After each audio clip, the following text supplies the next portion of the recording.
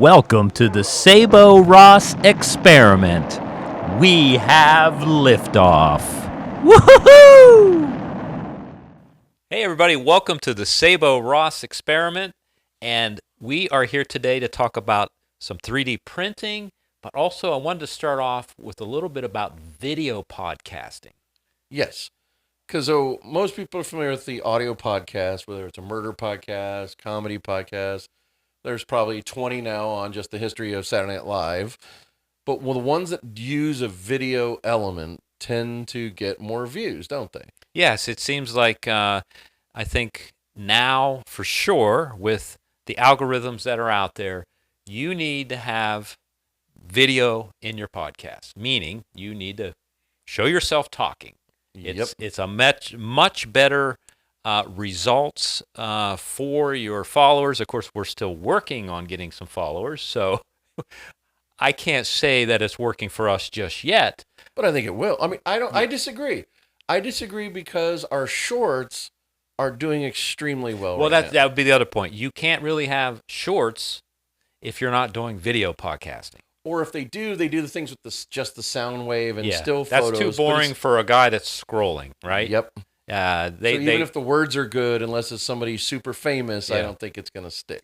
Now, I wanted to ask you something else. I because I'm new to podcasting, what is girly podcasting? Have you heard that? Is that a GURL? Yeah. Yes. Girly podcasting. I don't know. Okay. Well, that's something we'll have to save for another episode. Yeah, because I don't know what that is. I can look it up though.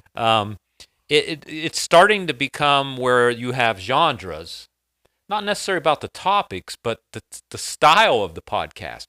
Oh, and the other thing about video podcasting is if you were lucky enough to get a sponsor or, somebody that wants you to be part of their brand, obviously they can show off their stuff when you've got video. So think about that as well. If you're going to have to spend a little bit of dough. We're pretty crazy here because we're in the video business. Yeah, that's the whole thing is like what we've managed to do here is between your leftover cameras from because again, most podcasting is not in 4K. Yeah. So you have all these old, high def 1080p cameras that were just collecting dust or were wall art, and they're now being repurposed to do a podcast. Yeah. Yes. And then I had my own switcher. Yes. But I just invested in another switcher just to permanently live here and work on this. And I love that. And then my other contribution is the slider for this wide shot where you see the camera. Yes. Yeah, we've talked about it before, but we've got a wide shot. And I'm thinking that we were just watching another podcast with that Bender. What was the name of that podcast? I didn't catch it. But Lord, I can't remember. But they must have had a camera crew. I mean, they must have, because their dolly move was significant. And I've got some ideas to expand on this wide dolly move camera. We'll get into that at another time. But so the podcast is called Talking Tunes. Okay. And it's from the YouTube page Nerdist. So it's people that are right up my alley with the nerds, the big sci-fi nerds. So it's people I can definitely relate to. But it's this guy interviewing voice talent. Well, yeah, I mean, he's got real people. I mean, he's got the voice actors, and he's interviewing them about their history and their world. And what's funny is that was not the only thing he's done. Is what he did that I think is hilarious is he did that one. And he was talking to the guy who does the voice of Bender on Futurama. And they take scripts from other movies and shows and do them in the character of a different cartoon that they've done. So in this case, they did HAL 9000 as Bender. So he's reading from the screenplay, and you have Bender doing HAL 9000, like, I'm not opening the pod bay doors, Hal. Well, and the funniest thing, I mean, it's really funny, but I finally got to see the image of the guy, that plays Bender. The guy who does Bender. Nobody knows what he looks like. And then when he's doing the voice, it's like, oh my gosh, I never pictured him, and obviously he does it so perfect. That's because that's what he does. Here's another one I saw, which is they interviewed Seth Green. Oh, they from did? Family Guy. He must be in L.A. then or something. Oh yeah, they have to be shooting these in L.A. because you had Seth Green, and they did scenes from Star Wars Episode 3. Oh, nice. Where he did the one, his Family Guy character is which doing Anakin Skywalker like, I'm sorry, Obi-Wan, I'm not going to do it. It's like he does it all from that character's voice. well, he's got so many characters on. I'm trying to think which one that was. But anyway, do you have anything you want to tell us about Star Wars?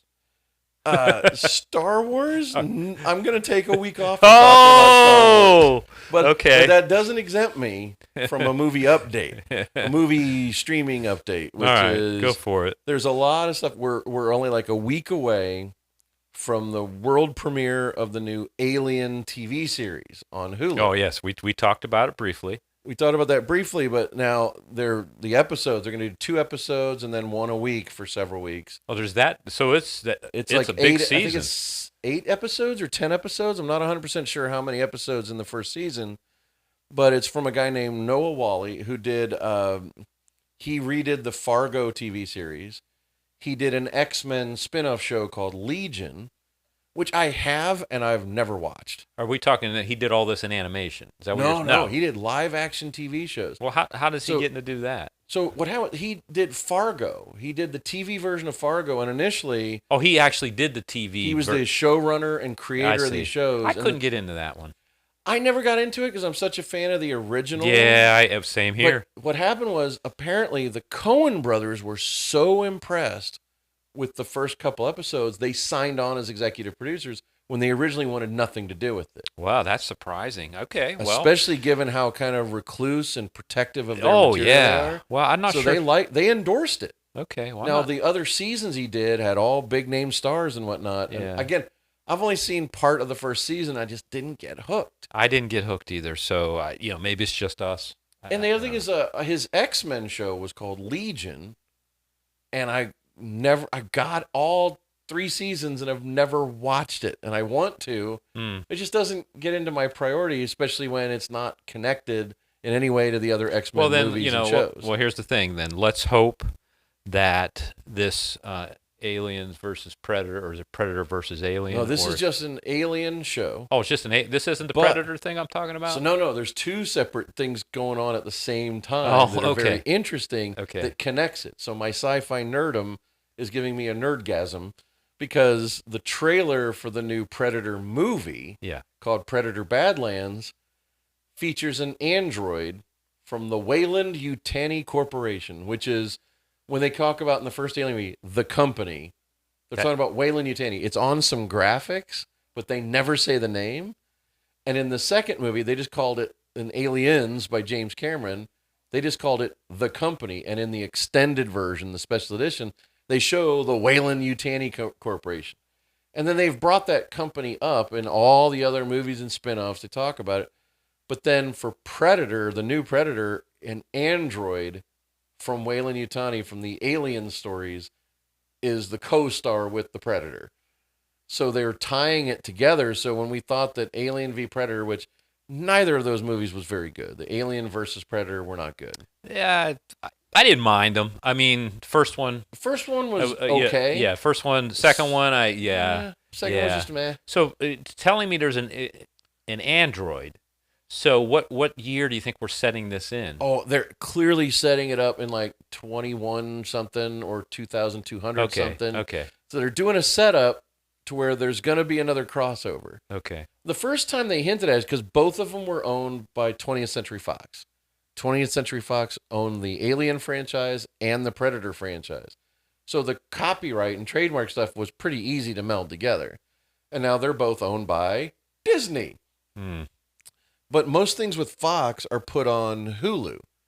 Now, there's a huge announcement today in the press. In January or February of 2026, Hulu's no longer going to exist as a separate app. Yeah, that's true. Yeah. They just announced that they're merging Hulu entirely with Disney. Yeah, since they own them now, they own the whole thing, like we talked about. The whole thing. NBC Universal is out.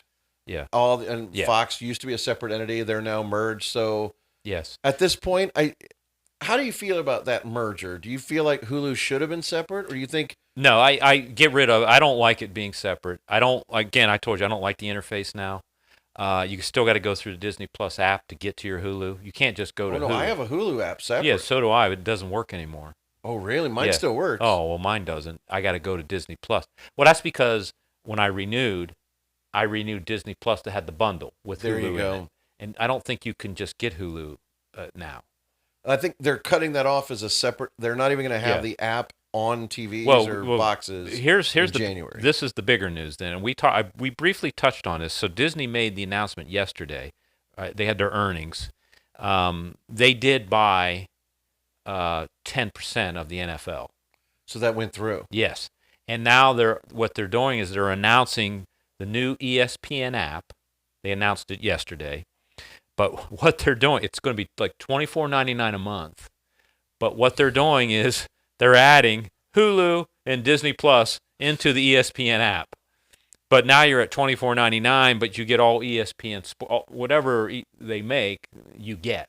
So for some people, I suppose that's going to be great. But somebody said that's great value. I'm like, I don't think so. You know, I don't watch enough sports myself Yeah. to warrant the expense, but it wound up only being $2 extra a month to add Hulu with no ads to my Disney Plus with no ads.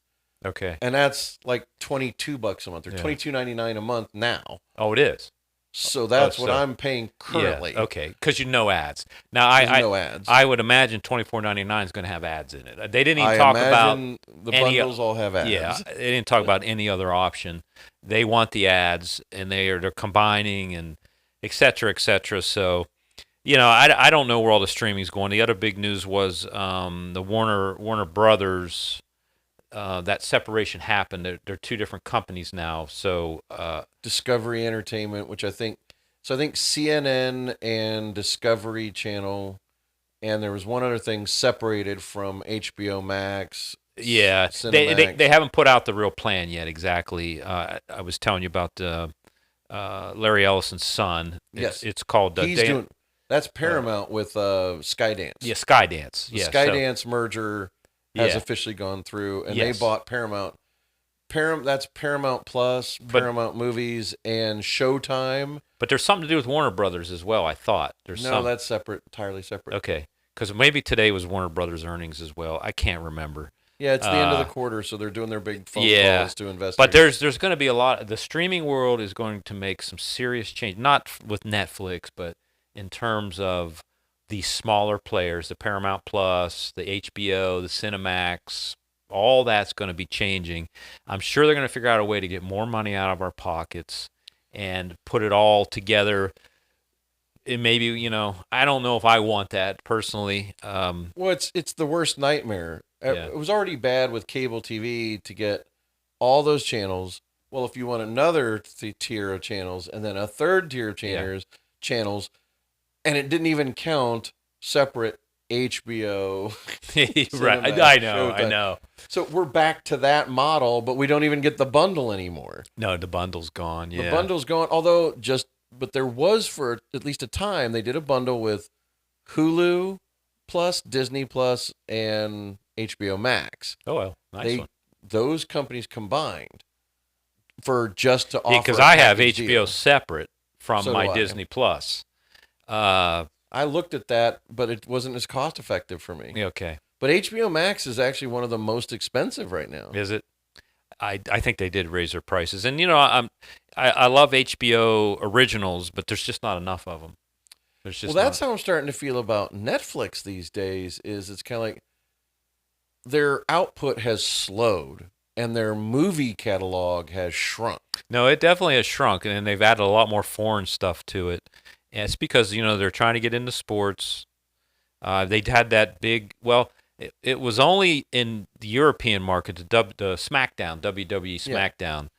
In America, I think it was on, not Paramount, but on NBC Peacock. It was on Yeah. Peacock. So it's damn confusing.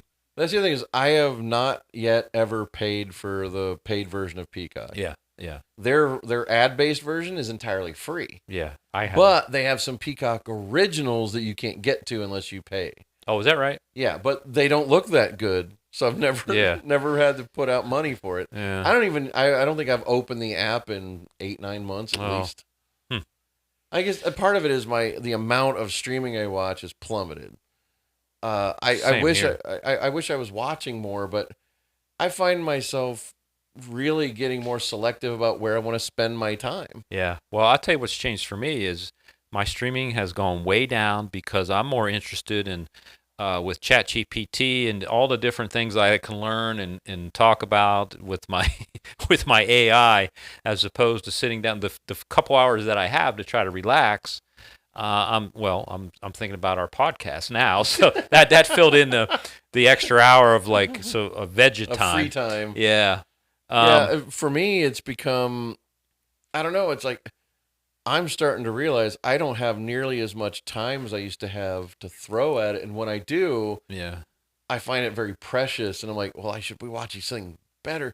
And yet I'll still turn on a dumb movie, like an old Naked Gun movie. Like, well, I'll burn 90 minutes on this in a heartbeat. But then it's like, well, I feel like I have to, like, I'm creating these barriers to joy, meaning I like, well, if I don't get X amount of work done, I can't give myself a streaming series unless it's really, really special. Like I just finished Sandman, Yeah, the series. I finally went and looked at it. I haven't watched it yet, but because you brought it up, and it looks pretty damn good. Oh, it's phenomenal. I mean, I had never read the graphic novels or comics in the 80s when they came out. And the creator, Neil Gaiman, who's apparently in lots of trouble, he had come to Columbus a few years ago. And a radio station, a friend of mine worked there, is like, man, I've still got like 8 tickets to see, good seats to see him speak in downtown Columbus at a theater. Do you want to go see him? I'm like, sure. All I knew of his name was, I think this is the guy. I knew he did the Sandman, but I'd never read it. I know he had written the animated version of Beowulf. He was one of the screenwriters on that. I'm like, yeah, I'll give this guy a shot. He was a phenomenal public speaker. He read excerpts from books. He read whole short stories. He did questions that had been submitted earlier because he said he was adorable. He just told stories of friends that he has. Like one of the things that he had done, he did the Amazon show called Good Omens. And Michael Sheen, one of the actors in it, they had become friends. And they met at a sushi place near the LAX airport that got raided by the FBI while they were there. Oh, Jesus. And it was like for selling like dolphin meat and stuff they're not supposed to ever do. And they're there for the Oscars and they get interviewed by the FBI. Oh, man. So it was just a fun story. And he's very, very, very British. And it comes across in all of his work as very, very UK language, style, everything. There's a certain amount of the Gothic imagery that he really conjures in almost everything he writes. So when the Sandman, I still have never read the books, the comics, but the show really hooked me with that look and feel. And then the first season is a little inconsistent, but there's one episode in it that I've watched 14, 15 times now. One episode, because it's kind of a one-off story. Jesus. And it's so compelling and good, I just can't stop watching it. Like if I've got an hour to kill instead of 2 or 3 hours to watch a movie, I'll bring up that episode and just watch it. And then the second season, they call back to it a bunch of times. All right, there's something wrong with you. I'm sorry. I'm sorry. I don't watch too many things over and over again. But this one, it just touched me. It was that It must meaningful. have. You mentioned something, though. I don't know, and I haven't, I only heard this like yesterday. Maybe you have a tidbit on it. I heard Charlie Sheen is back. With a new show? That's what I'm trying to figure out. Have you heard anything in the grapevine? I've not heard a peep about Charlie Sheen doing anything yet. There was a headline. I came up yesterday. I was scrolling. I don't know where I saw it, but wouldn't that be exciting? Well, the interesting thing is when 2.5 Men's went off the rails with him, he signed that deal with somebody. Was it Netflix? I think it was Netflix, where he did another sitcom and they paid an unholy amount of money and they shot, which is what he wanted, 2 or 3 seasons worth. But I don't remember that show. I don't remember it ever appearing. Neither. I mean, I remember it came out, but I don't remember anybody talking about it, watching it, thinking about it. I've never heard about it since. Well, I've got a show that you and I didn't know that you liked, and I wanted to bring it up. Was Star Trek: Strange New Worlds. Phenomenal show. We find time to watch that one every week. That is a show that I watch every week when the new episodes are out. My roommate and I set aside time.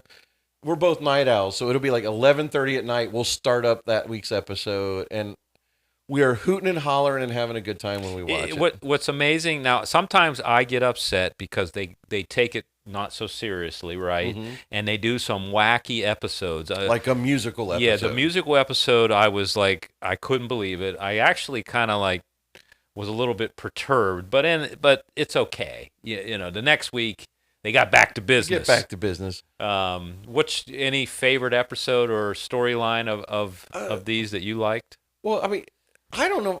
If I were to say favorite episodes, it was the season 2 finale, season 3 part 2 that they just came out with. Yeah, because those were serious. They were dramatic. Because again, the concept of the show is it takes place before the original series with the captain that was there before. Yeah, so Pike. Captain Pike, and they're leading to, because people don't, most Trekkers know this way better than I do. They shot a pilot with Captain Pike, and NBC was like, "We don't want anything to do with this." You're talking about in the '60s, the original 1960 Star Trek. They're like, they did a pilot with Captain Pike, and they were like, "This is awful. We don't want this. We need more action, more making out with green aliens, more fist to fist." So they recast it with Captain Kirk with William Shatner. But then, I don't know what season it was. They just completely took the episode, the pilot, and actually then. Well, they worked Captain Pike in the '60s. What they did is they took the original episode and chopped it up and made it like a flashback at a trial. Oh, with yeah, Captain that's right. Pike in the wheelchair. That's right. Thing. He was in a wheelchair. He was in a wheelchair. So that's a different actor from the pilot. Yeah, I thought that was. I remember all that. I not that I was watching it in the '60s, but I remember. I thought it was the weirdest thing. I was like, why is this Pike in a wheelchair? And so the whole thing is with this new series, their whole thing is leading up to he got a flash future and he sees he's eventually going to wind up in that wheelchair. Yeah, well, or no, he thinks he's going to die. I think he's going to. And I keep waiting because I didn't know there was going to be a third season. I wasn't sure. They left that cliffhanger. You know, and it wasn't absolutely clear because it was not a runaway hit. Right. But they've agreed to do 5 seasons. Oh, they have. But I think the 5th season is going to be truncated, like only 4 or 5 episodes. Yeah, they did that with Picard. I mean, Picard I loved because I just love that cast. Oh, I love that cast, but the 3rd season of Picard was so different than the other 2, but it was the reunion of everybody. Like, it was completely different people. The way they wrapped that show up, amazing. Yeah, I mean they gave it, they gave it justice. Absolutely. Now, but Strange New Worlds to me, if I could sum up what it is to me, it's if they'd made the original series today with today's shooting and editing and today's effects. Yeah, that's what the show is to me because it's episodic. It's not like it's not as serious. It's not as dark. They kind of went back to their roots, and it's fun. It's a lot of fun, and I think what's fun for me is week to week. You do not know where they're going. They're not really like tied together. No, it's not episodic anymore. But the characters, they all have their share. In the old Star Trek, there was always the one guy you knew that was going to get killed. The red shirt. Yeah. The guy in the red shirt. Or the woman, They'll give them a name at the beginning of the episode, and that's how you know they're going to die. Yeah. But they keep developing the characters. I love the Doctor. And his past is so dark. The thing is, at first, I didn't like the Doctor at all. Yeah. And once they got past the daughter storyline and they showed his past, like with the war with the Klingons, I'm like, okay, now I love this guy. Yeah, I did too. Right away, I was like, that actor wound up in Dune Part 1 and Part 2. Oh, did he? Yeah. And I didn't recognize him when I saw him in Dune, and then after Star Trek, I'm like, did he have the same? Did he have the same voice? Or he's got a very African accent. Yeah, okay. I was trying to figure out. He's got a great look. So I mean, I think great look. He's got great intense eyes. Yeah, he does. You believe him, and you're terrified when he wants to be scary. That guy can be scary. Yeah. When he wants to be sensitive, you believe that too. Yeah. Yeah. I like what they've done with Nurse Chapel. Yeah. That was a complete, basically extra in the original show that now has all kinds of depth. Yeah. Well, how about the fact that they've brought in the engineer, Scotty, like they brought a Scotty in it, and he's got the accent. So I mean, they're giving homage to Scotty for sure. Well, and he's a genius as usual. And they're building up to where the original series started. Okay, that's what they're doing. So slowly, all of those, like at some point, I think the Doctor's probably going to be Bones at some point. Well, I was going to say that they would have to do a Bones somehow. And a Sulu, maybe a Yeah. Chekhov. Yeah. You don't know if these are all coming in. They've already brought Kirk in. Yeah, that's true. And the thing is, That's there's true. another one that it's like, I didn't really like the guy playing Kirk, but then last week's episode, which I know you haven't seen, so I'm not going to spoil it, but Yeah.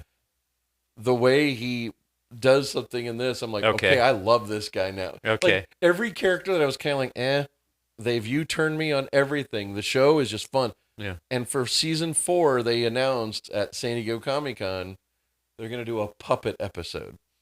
In season 4. It's season 4. There was that other thing in the first season, I think it was, first or second season of Strange New Worlds, they crossed over with an animated show. Oh, they did. Decks.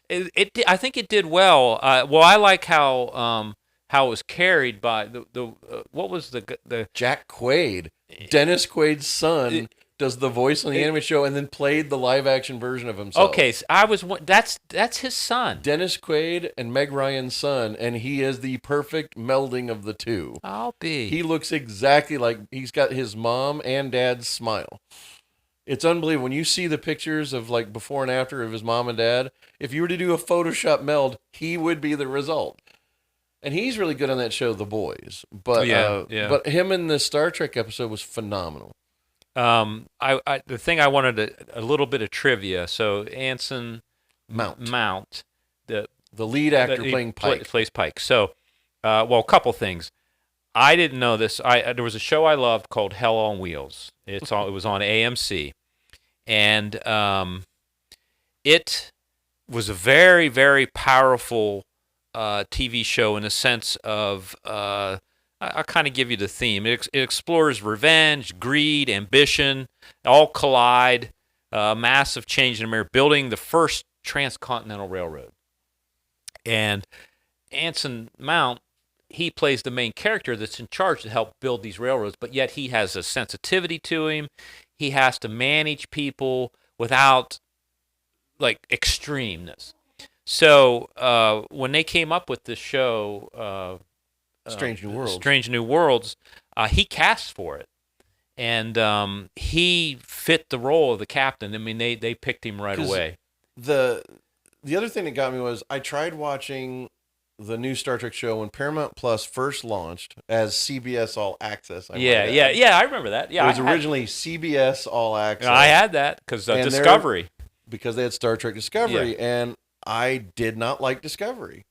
I didn't even finish the first season. In the second season, I went back and watched because the entire season is what they call a backdoor pilot to Strange New Worlds. Yeah, because Pike became the temporary captain for right. the whole season. Yep. And they slowly brought in like Number One and all these other characters that wound up over. You could see it being developed. So they were developing the spinoff from Discovery. It was brilliant, really. And it was brilliant, and that show's darker, more serious. Yeah.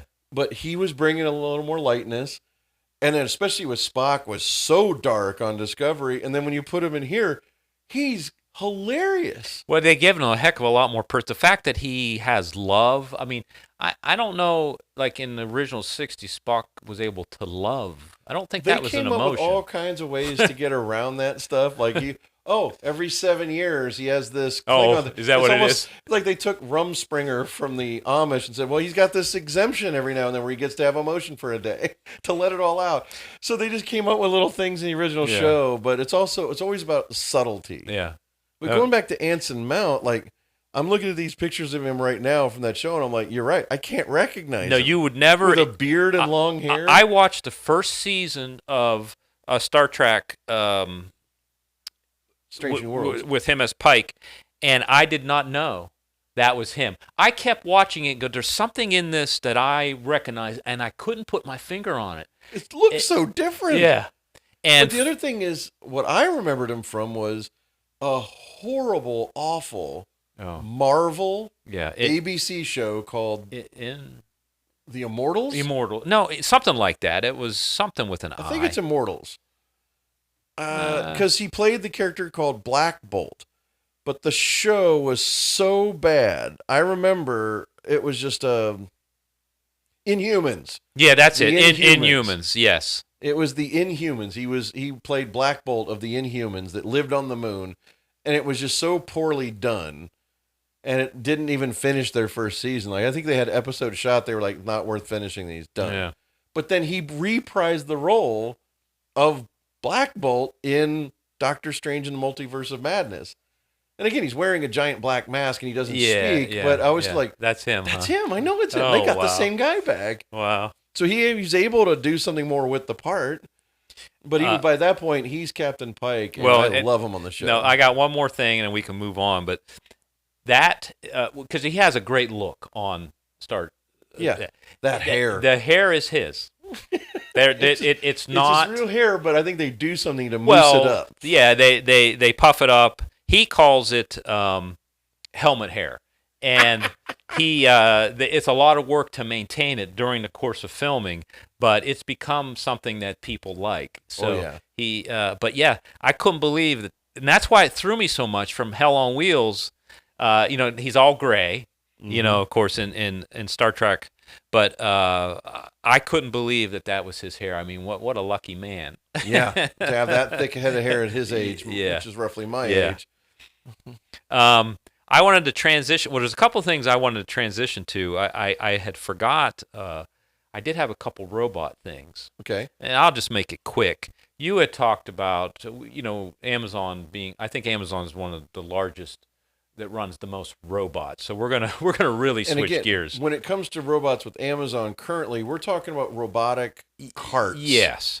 So they're not like bipedal humanoid, but they're robots, and they are very complex. Even though it's just a cart, the fact that they're controlled like a swarm. Well, they've advanced now, so they have some now. They're bringing in a lot of them. They have robots now that have these hands. They look like hands, but they're obviously not skin colored. And what's special about them is they have sensitive to touch. It's changed. They say these particular robots are really going to replace a lot of the employees at Amazon, because now it can grab and feel how much pressure and texture and all these things. It's still like a cart, but now it's like got these arms and hands. And so it can get on the shelves and grab stuff and put it on the cart. Yes, because remember what if you can get this down, that's a big step for a robot. Yeah. That's sensitivity, because that's what I was always afraid of. If you were to walk up to that robot and shake his hand, he might be able to put the actual pressure for like a decent handshake. Yes. So, or worse, crush your hand and not intend to, but not realize. That's what I'm saying, yes. And not intend to have actually done that. So those baby steps that Amazon's taking, they're baby steps. So now you got the cart with arms and hands. You know what's coming next, right? Yes. So it is coming, and I don't think there's any way around it that level of automation is coming. Now, I got one last one. This is Chinese, and they call him the walker. And so this is very, very fascinating. I was never thought of this. If you think about any type of device that runs around on its own, it needs batteries, right? You've got to charge it. So they're forklifts. Yeah. They got to park them at night and charge them. So the Chinese have come up with this robot who's more humanoid. He looks like a robot, but he's got the moving legs and the arms and the head. And this is this blew me away. So I go out and I use the weed whacker or whatever. I got a 40-volt system. Like, a couple 20-volt batteries. I take off like a DeWalt or something, take it off, stick it on the weed whacker, 2 batteries, and I go out for an hour and a half. Well, they developed this walker. He has, and you think about our cameras, right? Mm-hmm. Yeah, the V mounts or the AB mounts. Snap it on. Yeah. So they developed this. It's 98 pounds, so it's like a young adult. Walks around, and then he has a little on his back. You think it's a backpack, but what it is, it's 2 40-volt snap-on batteries. He can walk around and do his business for almost 2 hours. And with 2 batteries, couldn't they hot swap? Well, now you're getting. This is what I wanted to finish it. So he doesn't have to finish work. So he doesn't have to stop working. No, you got it. But guess what he does? He walks over to the charger when he's starting to get to that point. He grabs the batteries, hot swaps them himself. He reaches Oh. around to his back, and that's why they have the two. You just nailed it. 240 volts. So, but it's a hot swappable. So he pops one off. In the other hand, he has the fresh battery, slaps it on, then he switches and then takes off the other one, snap, and then just leaves and does his business. So he's 24/7 as long as the charger keeps on charging. That is where the future is headed. That is brilliant. And it's 40 volts. So we're not talking something crazy. We can make 40-volt batteries, So it's Walker S2. If anybody wants to look it up, it's sounds fascinating. Interesting. Yeah. It sounds very, very interesting. I just think that the one component that I still want to see solved is more efficient solar. Because then when we have when the batteries, we're doing a lot of damage to the planet getting the lithium for the batteries. Yeah. But I think unlike petroleum, that's reusable, where petroleum is not. Well, renewable energy right now in this country, forget it. They don't give a shit about solar. They don't give a shit about wind. And that's sad to me because I think that it's something that could really, really, really. Well, other countries are doing really well. Well, with it. The Chinese have been after building solar forever and ever, and they still have not improved it. I mean, it's gotten somewhat better. I think the biggest dilemma with solar is it's inefficient, and it just doesn't use as much of the sun that it could. It's just not efficient. We've talked about this before. There are companies that make solar panels that in their R&D right now, they've made like 4 to 8 times as efficient, but it costs so much money. So there's no way to mass produce it because it's not affordable. So let's take, if you put solar on your house, which and a lot of incentives to do that. Yeah, but the problem with that is what people want is to store it in-house, which costs tons of money because you have to buy what? Yeah, so you got to have battery cells. You got to have battery cells that can store it, because the thing is, they say, hey, look, you can feed it back into the utilities, but guess what? The utilities only pay wholesale. They don't give you good money for it.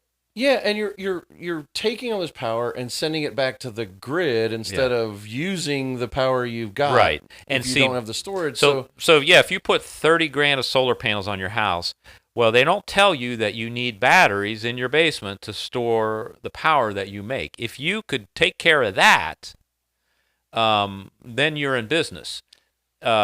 And the thing I keep seeing, though, that I love about solar with that stuff is if you're truly off grid, like if you live in a remote place, that kind of solar with the battery banks can make sense. Yeah.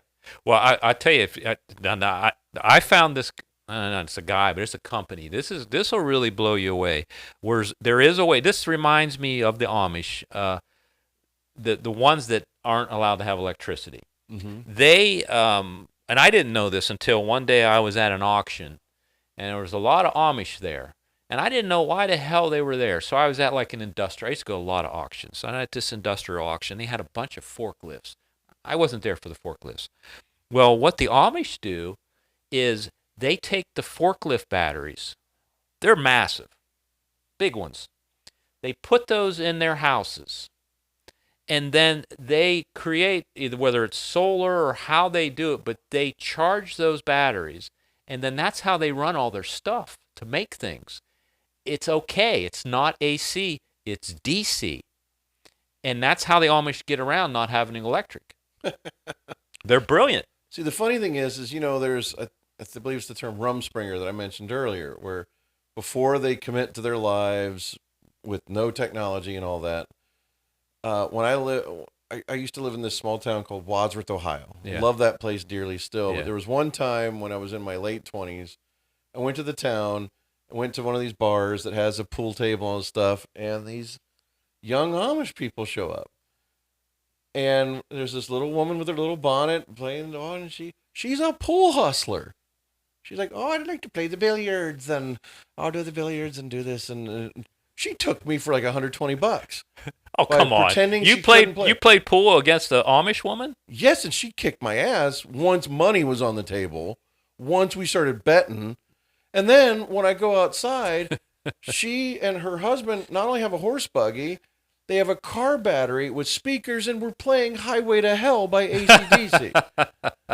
So it was like, what is this? Like, I was not prepared. I watched that movie Witness and thought I was going to experience very differently than this, which is part of the scam. Well, the thing is, and I can't remember, but I had this thing. I know I've told the story where, in Ohio there's a lot of Amish. Oh yeah, and I find that some of the stuff they do, they want to make money. There's no doubt that they're hustlers, and they got a lot of product that comes from certain places, and they're always selling it. But my thing was, I took my wife up to Amish country, and I wanted to do a TikTok, a video. And my theme was, if people haven't gone, one of the things they do is they sell a lot of pies. Yeah, they sell lots of pies, and they're homemade. Sure, I don't know which farm made the 250,000 pies. You picture these Amish women, but they use children, they use their dogs and their cows, and it doesn't matter to them because they don't go to school. And so I wanted to go up. And I wanted to get a bonnet for her, and we went to Costco's, got some pies, and then I set it up up on the street, because as you get in the Amish country, serious Amish country, they're just little things off the side of the road with a sign, So fruit for sale. Yeah. So I set myself up across the street with my phone, get my wife with her little bonnet on and her cardboard sign. Amish pies, homemade Amish pies. And how well do they sell? Well, she couldn't put on the Amish character good enough, so we didn't make a sale. When she was making her cell phone calls with the iPhone, that probably gave it away a little bit. Well, they do have a certain look. I could not get my hands on the actual straw hat. The woman. They have a really specific. I call it a bonnet. I don't know what they call it. So what we did, we packed that all up, and we went further in Amish country. And to my surprise, the big thing that they're doing now is they're riding electric bikes. So they're ditching those horses and buggies, and they're tooting around on 40-mile-an-hour electric bikes. It's okay. It's DC. Right? It's okay. And so we went to a little flea market, and there was some Amish set up in there.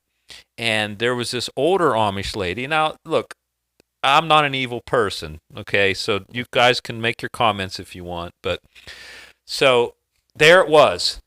She's probably 75 years old. They're selling furniture. They got furniture all the time, and they make great furniture. She's going like this. It's just her in there, and it's all this, and she's nodding off. So I was like, all right. I'm going to sneak around behind her. Get the hat. And I'm going to snag that hat. We're going to run like hell. And then I was like, well, I'm not so young and daring so more. I wanted it bad because I really wanted to make this TikTok video because I just couldn't get it to work. Well, hey, my wife's over there. She's off to the side. If I do it, we're going to run. And I chickened out. I was right there. She was out cold. But that probably would have broke, and I would have had all these pitchforks. Karma might have come for you after that one. So I never got to make the TikTok video of the Amish selling the Amish pies. But I did learn about there was a certain name, and I can't think of it now, but I had it down. I was practicing I have a shirt. I actually bought a whole outfit for myself. We'll throw it up there. And then I put one of my cars outside, and it was during the fall, and I put my Amish hat on, and then I put a high-performance car in the background. I was like, yeah, I'm Amish. Now, I can't drive that car anywhere, but I own it because they own a lot of stuff. Yeah, I just, my family started, my father and my grandparents were very much in that rural northeastern Ohio, outside of Canton, further out in the country, but they weren't Amish. But that Germanic kind of uber Christian, God-fearing farm attitude is very much in the blood of my family. Oh, is that right? Oh yeah, big time. I still go visit our family farm.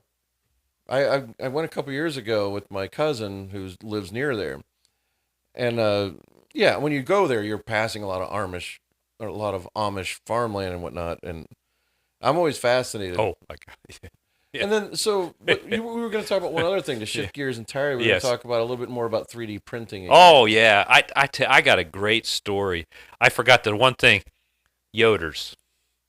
That was if you do you know the Yoders, because they're all Yoders, and so yes, I know the Yoder family, but yeah, I tell you, 3D printing. There was I like talking. We were briefly talked about the different materials and Yeah, like right now, there's various types of plastics. Some are more durable than others. yes, They have the multiple colors. And a lot of people don't understand about 3D printing is it's about heating the plastic to the point where it's malleable, where it can form the shape of the thing you loaded into the program. that's exactly right, and magic happens. Yeah, one thing people don't take into account is it could take 12 to 14 hours to build something that's only like 5 inches tall. Yeah. Well, on the consumer Yeah, on the grades. consumer grade. I honestly, when I started seeing them, I've seen videos of them making houses. I mean, they do make 3D printed houses, and I don't know what the size of these machines are, but they're actually making concrete houses from 3D printers. I don't know how it works, but this is something new, because we were talking about briefly if you could use something organic and make something relative to like a real human or Skin, animal, tissue, yeah. muscle. This one company, and I don't know if it's through a college, I'm not sure, but they have got very, very close to making 3D printing things sort of like cellulose, like skin. And what they did is they printed out an elephant, and what they did, and the elephant will get up and move, and it has no electronics, no motors, and they actually was able to take the trunk and reach down, and you know how like an elephant can grab a peanut. Yeah. Well, they were able to have it reach down and like grab some flowers around it and pick it up, and there's no mechanics to it. And the principle of what they did is they made tiny cellulose sections. So meaning like honeycombs or something like that. That is a soft material that flexes like skin. And I don't know how many, thousands and thousands of them. And then it puts them all together. And then they made the shape of an elephant. But the way it works was so fascinating, is it works off air. So compressed air? Compressed air. So they had a line that runs to it. And then how you shift the pressure of air to different parts, it becomes a puppet. And it can do all the things like an elephant. They just use the elephant as they just, I don't know why they went instead of a chimpanzee or whatever. But yeah, by using air, and then the big test of it is the fact that you could make almost parts that look real. It's not human. They're probably afraid to make a human, so they went with the elephant instead. And then just adjust pressure to different parts of those little honeycombs, so to speak, and then it starts to move. And it starts to walk, and then it's just like do do do do, and I was like, wow. It's when they start thinking outside of the box, because we get so used to how things are made and how they work. We keep thinking of just innovating that as opposed to start from scratch and build an all new idea no one's ever thought of before. And I think that's what makes that kind of thing fascinating. Yeah. But for me, I'm still just floored by basic 3D printing of creating little things that can advance, like there's specific lens caps for camera lens. Just print one off. Bam, there it is. Like easy. To build a little thing to hold, I have an audio recorder. And my same friend from Seattle, Maurice, he printed this thing somebody had bought the exact same audio recorder from Zoom called the PodTrack 4. Yep, The problem yep. with it is when it's laying down, you can't on the desk, you can't read the LEDs, and if you do another stand where you have it fully vertical, then you can't get to the jacks. So it's like this guy invented a tilted stand for it, and he made it for himself to make it easier, and then he just put the file online. Goes, anybody who wants this can print it for free. I don't care. And so my friend Maurice made one and shipped it to me from Seattle. That thing sat on my desk and has been working every day. But then, idiot that I am, I took it out on a job, and the plastic in a bag got cracked and it broke. So he shipped me another one. My other friend Seth made me one, and it's like, this is phenomenal. And the new plastics are so much more durable and strong. Well, to tie on to that, because this was another one that I found, University of Toronto, Caltech, and Caltech.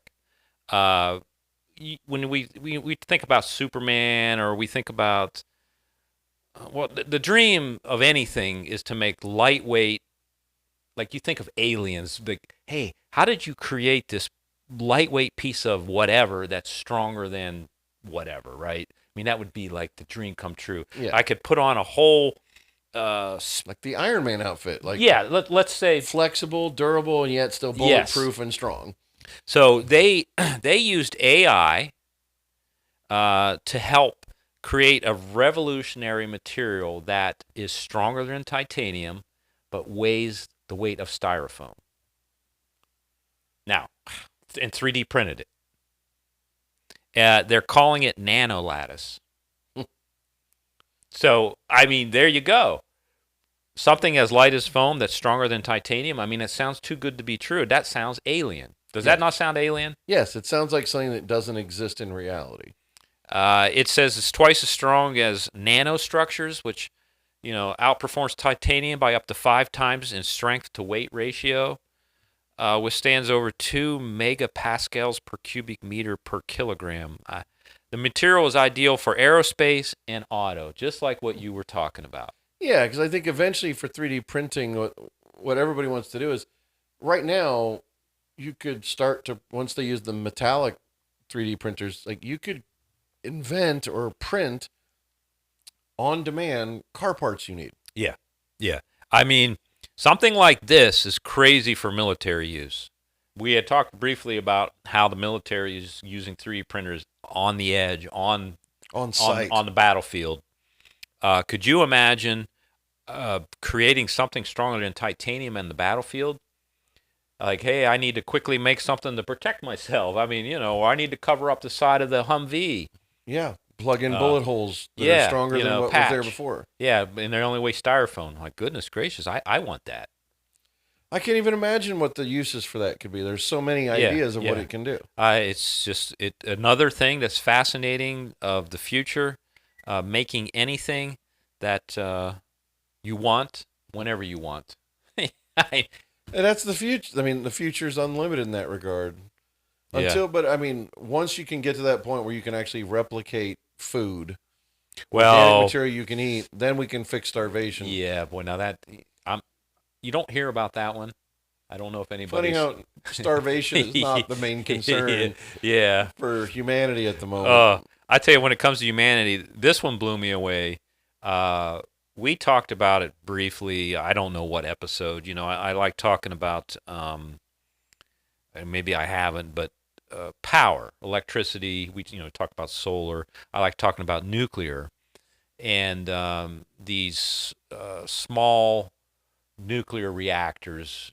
Russia had made them back in the 60s, where I don't know that they might be the size of this room, or they're not suitcase style, but some company, because all this space technology that's going on, they want to put small nuclear reactors on the moon right now.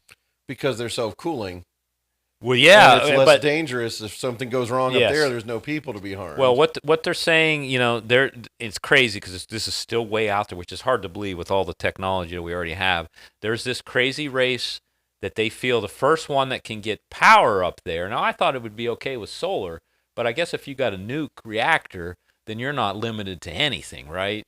Could you imagine just You have dropping that years sucker? and years and years of unlimited power if you Yeah. get a nuclear Yes. reactor up there. Yeah. I mean, But the thing whew, is, what good is it up there if you can't get it back? well, it ain't coming back. So So it's got a again, shelf life. I don't know on smaller ones. Is it 50 years to 100 years, Yeah, I'd guess. yeah. So, and then what you do though is possibly re-outfit it with new plutonium. Yep. I don't know if I ever told you. I did a video. I went to AAP they own one nuclear facility, and it's in Michigan. And I went up there, and I don't know if we talked about it or not, but it's the most fascinating thing to me to watch a nuclear power plant because they have it. If you ever been in a coal mine, you got to go down a shaft into a coal mine. You don't walk in anymore because they're too deep. A nuclear power plant has a shaft where huge squares of plutonium get hauled down in there. And what they do is they load it, and it lasts. Obviously they know how long it lasts. But when they turn that nuclear power plant up and running, they run it 100% full throttle because they can. You can't do that with gas-fired or coal-fired or whatever. They only run at a certain percentage. That's the beauty of nuclear power. You can go full throttle and not stop until it's depleted. Boom. I think nuclear has gotten such a bad rap because of the incidents in Japan, obviously Chernobyl, but I think that it's actually one of the safest and cleanest energies we have. And it's just shocking that it doesn't do as like these antiquated views of nuclear power still exist. Yeah. Well, if you think about it, what people in America don't know, if you go overseas, and what's funny is because countries like in France or in England or they've got nuclear power plants, but they're supposedly so environmental. But if you took away their nuclear power plants, they would have a heart attack because they don't have the ability to create all that power unless they go nuke. Unless they go nuclear. Yeah, and see, people in America don't really know that. They don't know that you don't hear, because they take care of it. I mean, obviously they don't seem to have any problems with, what is it, Fukushima or whatever, Japan when they screwed up and let their nuclear reactor overheat. Yeah. I mean, it's a shame because that set us back again. Yep. I don't know what the hell they were doing or how they mismanaged it, but they did. It's really catastrophic when things go wrong. Yeah. But it's still it's no different than like air travel is safer than driving. It's true. But because the airlines have had those mistakes and whatever, it gets more press because it's more unusual. And yet that more people are terrified of air travel than they are of. Yeah, well, it's because they think they don't have any control. I mean, they maybe feel they got more control in the car, but like you just said, there's so many other moving parts around you when you're driving. It's amazing that we don't have more fatalities. It is. And I think that's going to be something for another time when we start talking extensively more about self-driving cars. Oh, dude, just real quick, my son came over. Yeah, he did end up getting a Tesla. We did the full self-driving mode. I've never been in one. And we just went from here over to a gas station, and we got multiple stop signs. I wasn't afraid because he could take control at any given moment. Yeah. But I did not know how advanced, the Tesla system works off cameras. He didn't need to have any feed or anything. And on the screen, you can see it shows you everything that's around you. Every car that's coming, every pedestrian, they're all shaded, different colors. And you can dial it in a little bit how aggressive you want it to drive, to pass people or not. Mm-hmm. Very, very impressive. And when they combine that technology with kind of the swarm thing from Google Maps and Apple Maps, that's when self-driving is going to become the actual reality. Yeah, and it's going to make more sense. It's going to make more sense for traffic patterns. Yeah, especially for cities and a control like that.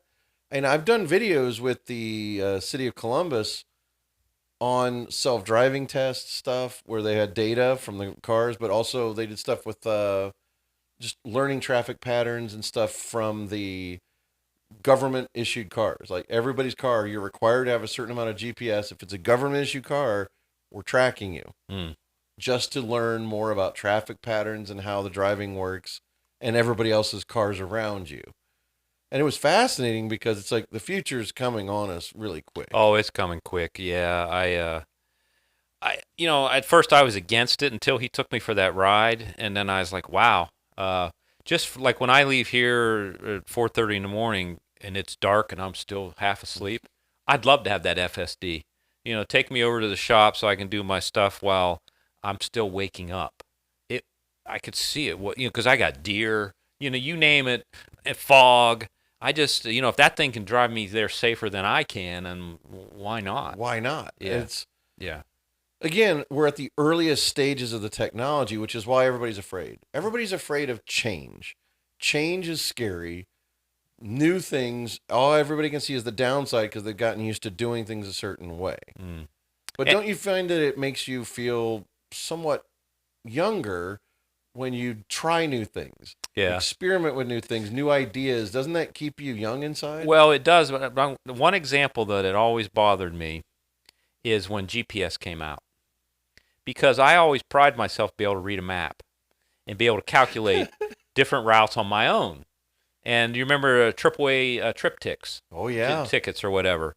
They'd make the line, the thing I don't like about this GPS is the younger people, and I can't knock it because it's great technology, but as you know, we've seen some of these routes that these GPS take you, and it's like if you could read a map, you would have said, "Oh, this is stupid. Why would I go that way?" What's funny is, speaking of GPS specifically, which was Apple Maps used to be the absolute worst. It used to be the worst. They would take me on the most obtuse routes. Because they bought out Macmillan? Something with something an M. like that. Magellan. Magellan. And Magellan was horrible. The GPS. That's why they sold. And so the funny thing is I was coming back from a film festival in New Jersey, and I had looked on Google Maps what my route was going to be. And at some point, I'm like, where the hell is this taking me? It added 3 hours to a 12-hour drive. Did you catch it in time? No. Oh. It was way too late. Oh, when I realized, where the hell am I? And I looked at it at a stop. I was like, where did this take? Why did it take me through the middle of the state? Oh, I didn't ask for this. That's awful. And it did that when I went to my friend's house in Sandusky. It's like, why am I on all back roads instead of some freeways? The back roads get scary because it still does that. It's still like, that's why you got to take a minute, zoom out. Even if you're using Google Maps and it's like, wait a minute, you got to double check it. Because, it's like, I'm going to take you on every back road under the sun. And some of them are gravel.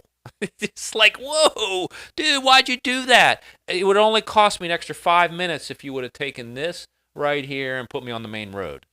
And so what happened, though, is Google Maps has been a godsend. Yeah. The last 2 long trips I've done, Google Maps added an hour did you more notice to my drives. All these updates on the Google Maps, I personally think it's gotten worse. I can tell you. They added too much bullshit to it. It is absolutely, Google Maps is now worse, and Apple Maps is better than it was. The problem, what we have with Apple Maps is when some businesses, when they change their address, Apple will not update that address. It's like pulling teeth. They don't believe that you moved. And so there's a lot of times you get sent somewhere with Apple Maps, you get there, and like that business is moved. And you're like, well, where are they? And then you don't know. Google Maps, that part is right because they always get the address, even the updated address right. So there's still some flaws, but I'm torn now. Reading a map though, and I used to stop and go by. Like they used to have those where of a city. Like, okay, I just got in Atlanta. Mm-hmm. I'd go to the gas station and I'd get that city map. And then I would sit there in the parking lot and I want to go this way. I want to go. Of course. Well, for me, it's like I do a hybrid. Wherever I'm going, I look at a Google map before I get in the car and get a general sense. Yeah, you have to. Of the location, because that's the only way I can know if I'm going the wrong way is I'm like, no, the hotel was south of the city. This says to take north to get there. That's impossible. Yeah. So you find out through that it's like your Google map or your app maps has screwed you over because you had some idea of where you were going. So I'm kind of a hybrid. Don't get me wrong. I still have an atlas. My dad gave me an atlas that still lives in the boot of my Oh, car. nice. That's great. Yeah, I have to say I don't have them in any of my vehicles anymore. I'm totally reliant, but I do go to the map, I tear it apart, and I look at it, and then it's still like reading a map on a piece of paper because I'm looking at least I get to see all the roads, and then I Yep. can say like you said, I want to go this way, and all you do is touch it, and then it reroutes you the way that you want to go. Yep. So I like that. I like that too. I do like that ability. Like I've been traveling so much more this year for work, Yeah. like all over the country, Yeah. and it's been fantastic to become familiar with that stuff. Also about the efficiency of if I know I'm going to be on this highway for over like 180 miles, like I'll turn GPS off to save the data. It's just I forgot about that. Yeah, you're chewing up data. I'll turn it off because I'm like, oh, I don't. That's a waste of time. I know I'm Yeah. going to be fine Yeah. going this way. One time I did something stupid, and me relying on my phone. Okay, you used to own the ones you put on your dash, Yeah, right? And then when the the phone, GPS. yeah, when the phone took us. So I'm on my way to a job. Now we've talked about this. So I decided I didn't want to go up the night before. I'm going to do it in the morning. And you worry about your car breaking down this, and this. Now I had a nice car, and I wasn't all worried about that.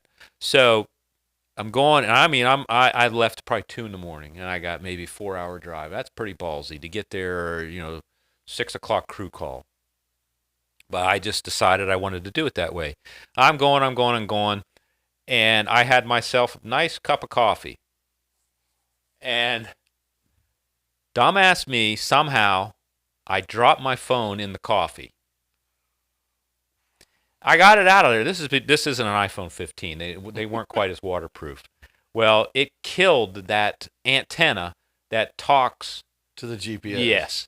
I lost my GPS. And it's like pitch dark out. I got to be there at 6 a.m. and I don't know where I'm going. I had to go stop somewhere, get the map. Buy a real map. And I wasn't awake yet. I did it early on, like a fool. And, you had the cup holder right there, the way the car was designed. And I had my phone in my hand. I don't know what the hell I'm driving, and I just dropped it. It didn't take no more than a few seconds for it to kill. Now, they don't do that anymore, thank God. But if you ever got water in the earlier iPhones, first thing that would go was that Wi-Fi or that antenna thing. It was gone. That thing's done. Yeah. Yeah. But that's kind of where I think we should wrap up for All today. right. I think that, again, we're looking at where technology is taking us. Is always, I like to see, I'm a glasses half full kind of guy. So I can see where it benefits us. And at the same time, I can still acknowledge, I can also see where someone somewhere is going to abuse whatever's a positive, they can use it into a negative. That's true. Yeah. Yeah. Well, we were all over the place today, but as usual, it's an experiment. And I hope you guys enjoyed this episode, and we'll see you next time.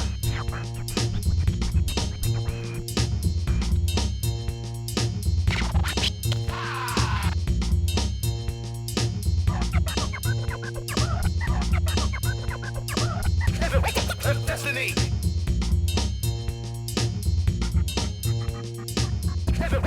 Destiny!